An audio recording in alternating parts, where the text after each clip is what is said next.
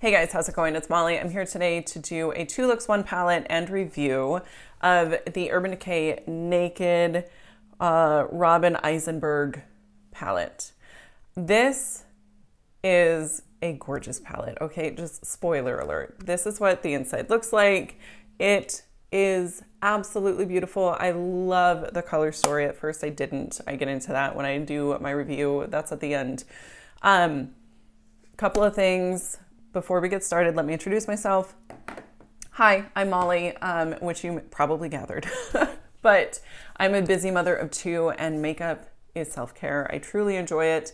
If you're looking for a channel where it's just a regular old person who loves makeup just like you do, then you should subscribe. I try to upload 1 to 2 times a week. I try to upload 2 to 3 times a week. It ends up being 1 to 2 just because, like I said, I'm very, very busy, but still enjoy it. And here we are. Also, couple of things. My lighting is different. My orientation in my room is different. So if it looks a mess, I apologize. I'm trying. We got a new table and it's massive compared to our old table. And so I can't face towards the windows like it was. So I have artificial light going on. I think it's okay. It looks bright enough. Hopefully my living room isn't too messy. I don't think it is. I cleaned. Anyways, I'm rambling. Yeah, I'm trying to work out some bugs, but hopefully it'll be fine. Not bugs like bugs, but like glitches. And then also for look number 1, I am speaking to the camera. Look number 2, I'm doing a voiceover. I know, I'm sorry. Not everybody loves voiceovers and I get it.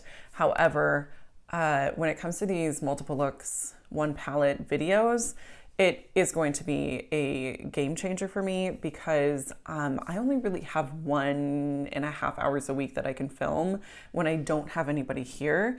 So, and that's not really conducive to doing multiple looks in that time. So in order to be able to film these videos and get them out, I'm going to be doing probably more voiceovers. Like I'll do 1 look where I'm speaking to the camera, and then probably the other 1 or 2 looks will be voiceovers because I can film those on the weekends when my children are here and they're making noise, right? Okay, so look number 1 is going to be like this. Look number 2 is a voiceover. If you're cool with that, then you guys should keep watching. I've been rambling. Let's jump into it. Okay, you guys, I think I'm in frame. This is my first time filming at this angle. We got a new table and everything is different. So, I'm pretty sure I'm in frame. So this is actually the second look that I am filming for the palette. But I'm going to edit the video so that this is the first look that you see. For the second look of the video, I'm going to be doing more of the blues. But for this look, I want to use the rosy berry red tones. So I've already prepped my lid. Have I cleaned off my brushes? No, I have not. So I should probably do that. So I think to start things off, let's go into Mango Sun right there. I've already primed my lids with the Ulta eyeshadow primer. So I'm just going to use this. Oh my God, there's shadows. I feel like there shouldn't be shadows. But I've got some shadows going on, so I just don't know. What do I need to do differently? Hang on. Does this need to be up here?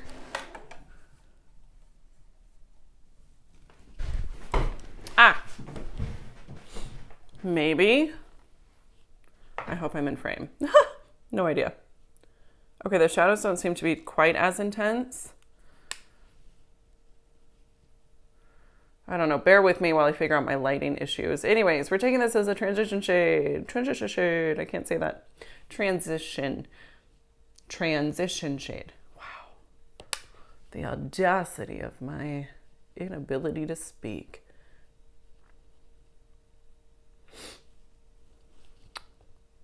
Hair's looking real good, gotta say. All right, so apparently I'm just taking it up to the brow bone. This is a really nice shade. I like that it kind of builds on itself, so you can get more than just one tone out of it. I do always love mattes that do that. Next up, and I did this for the second look, I took Foxfire here on this Sigma E48 brush. This is my favorite brush for getting right into the crease. So I'm going to do that again because it just makes some sense for me. Anywho, so right in the crease, deepen things up there. Yes, please. I shouldn't, oh. Man, I just realized something that I wanted to do with this look that I'm not doing. Oh well. I really wanted to play with this periwinkle matte. The first time I dipped into this palette, I tried to use that as a transition shade and it was extremely patchy. So I don't know if it was the eye primer wasn't dry yet or what. Now I'm just taking that initial brush to kind of help blend those together because it was a bit of a stark contrast. I'm taking a little bit of Foxfire on this brush to help with that as well. Now, which shimmer do I want to use?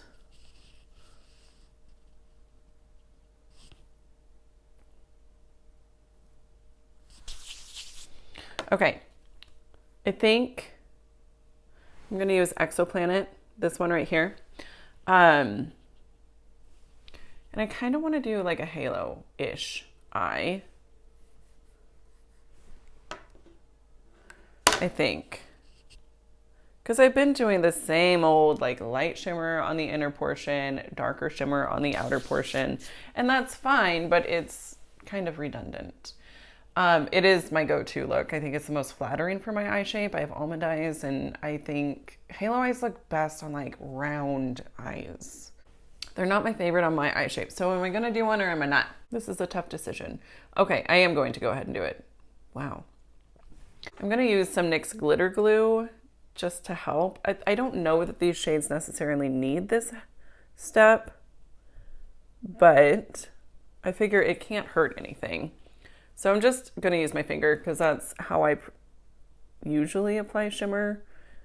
And we're going to apply it to the outer and inner portion of my lid. And then the very center of the lid, I'm going to take Ion, the shade right here. And oh, those play very well together. That's a beautiful gold. I was a little nervous about it because it looks like a very yellow gold. I'm not super into yellow golds these days. I used to love, like, I went nuts for yellow gold. But lately, I just have not wanted to use that shade. But, oh, this is really, really pretty. My hands are so dry. Man. Okay. All right. I'm not mad about it. If this sounds like it's a first impressions, it kind of is. If I was really, on top of my game, I would have done these looks prior, but I am kind of flying by the seat of my pants here. I just don't have a lot of time. Oh, these shimmers are so good. They really, really are. They're very, very beautiful. I am going to use a brush with Exoplanet, the darker shimmer, and I'm going to get that up on the crease. That might have been a mistake. I typically use this for like very dark, deep, sultry shadows. Let me use a clean brush.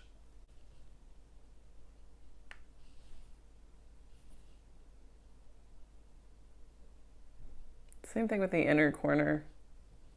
I don't know. I want to get this like up in the crease a little bit. Okay, I feel like that is pretty okay. I don't know. Do I love it? It's hard to tell with this lighting. I'm not gonna lie. I'm gonna go back into Foxfire just a little. And I think if I go a little bit deeper up top, it'll just help everything kind of marry together a little bit more. Yeah, I feel like that's a little better. Okay, I'm gonna do the rest of my face really quick off camera. I'll come back and do the lower lash line and show you the finished look with mascara and lipstick and everything.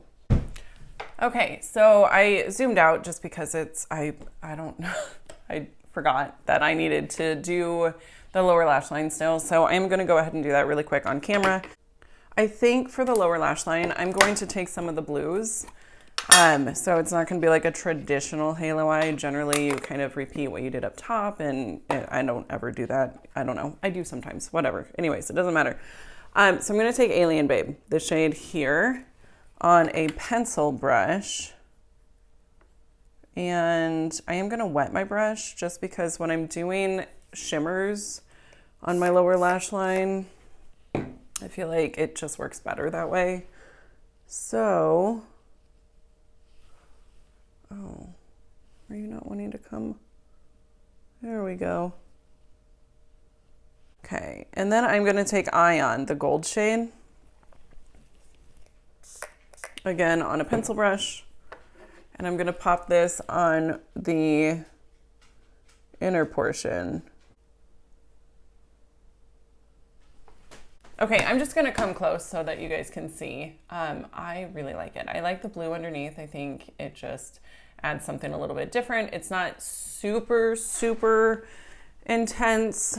I don't think, I feel like it's a fairly wearable look. It just, oh my God, oh, I like it.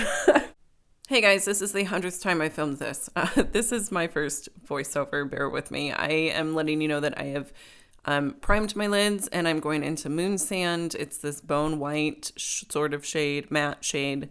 When I first went into this palette, I just dipped right into Home Planet, which is this matte periwinkle.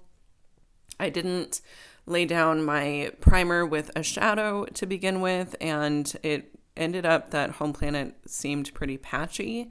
So I don't know if that was just user error or not. Next up, I'm using Solar Storm. This is the transition shade that I chose to use for this look. It's just kind of a really beautiful sort of mauve-y matte. I don't know. I like it.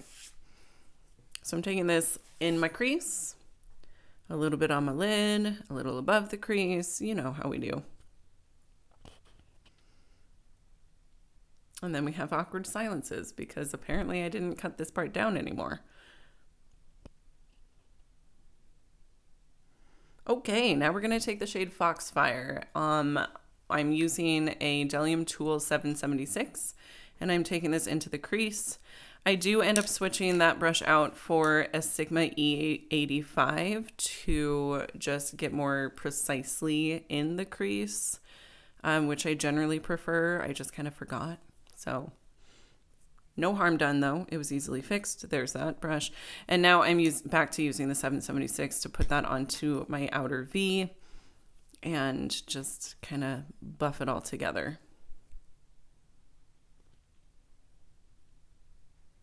Okay, now I'm using a glitter glue to prepare for the lid shade. These shimmers generally work just fine. I am using the shade Ice Crater for the lid. I have found with Urban Decay shimmers, I generally want to use a sticky base or a wet brush or both because I prefer a more metallic, like punchy sort of shimmer. So I have not tried these on their own, but I think it's just, it's down to preference really. How intense do you want it? I want it intense apparently. So now I'm using a brush just to get into the crannies that my fingers can't reach. And now I'm going back into Foxfire to deepen up the crease a little bit more. I found that when you are going a little bit bolder on the lid, you want to go a little bit bolder in the crease as well.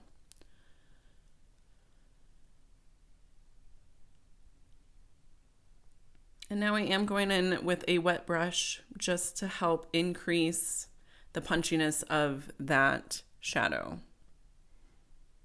Again with Ice Crater. Okay, now my it looks like my makeup is done. I'm ready for the lower lash line. For that, I'm using a Sigma E54. I'm going into Ice Crater. I'm wetting my brush and I'm applying this to the outer portion of my lower lash line. I have found when I'm doing a shimmer shade on my lower lash line, I prefer to use a wet brush. And then I'm going to go into the shade Holidays on a Sigma E30 pencil brush. I'm also wetting that, and I'm putting this on the inner portion of my lower lash line.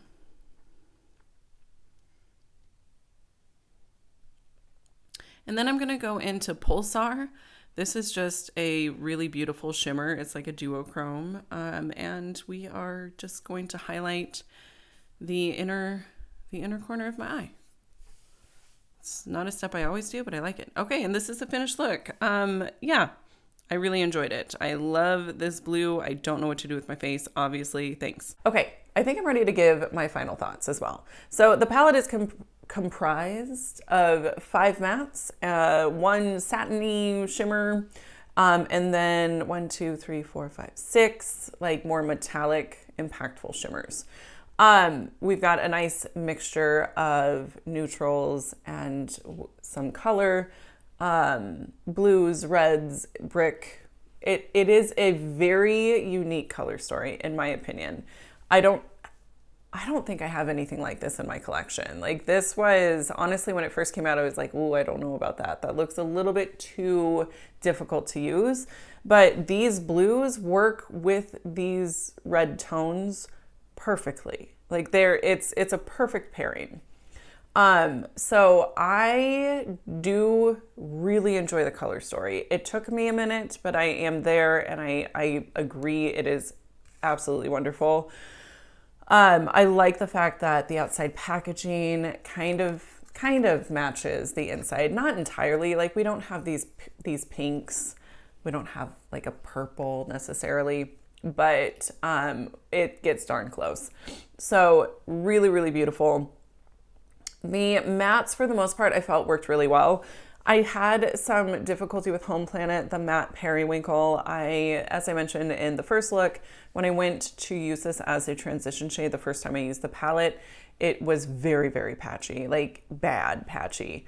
I don't know if it's if it's the shadow or if it's that my eyeshadow primer just wasn't dried down enough. I'm leaning towards that. So I am going to play with it some more and see if I can get it to work a little bit better. I would love to do like an all blue look with this with Home Planet in the crease, and then figuring out something to do. Sorry, it keeps trying to close on me, and I don't want to open it because it'll blind you guys. And then work with these shimmers to create an all blue look. But the opportunity hasn't really arisen. Anyway, as I mentioned today, this gold shade is beautiful. Like, it's not full on like crazy gold. It's just gorgeous. Sorry, my coffee pot is turning off. So the mattes, for the most part, work really well. And then the shimmers are gorgeous. I think sometimes Urban Decay struggles with shimmers, but they got it right in this palette. This formula is very similar to the Naked Honey formula. I think that that's what the shimmers remind me of. So super stoked that I have it. I'm excited to play with it some more. I've really loved both of the looks that I came up with. And yeah, that is my final thoughts. I know I just said that's my final thoughts, but I have one more thing. I think if the color story appeals to you, you're not going to be disappointed by the formula. They did do a really good job. I think within the past couple of years, Urban Decay has just gotten a lot of hate when it comes to their eyeshadow formula. But this one is good. This is solid. So as always, thank you guys so much for watching. If you enjoyed, give me a thumbs up, subscribe before you go, and I'll see you in my next one. Bye.